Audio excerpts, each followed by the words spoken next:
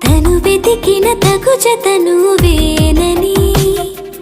తను తెరవని మనసుకు తెలుసాని బదులడిగిన పిలుపది నీదేనని తెరమరుగున గలమది విందా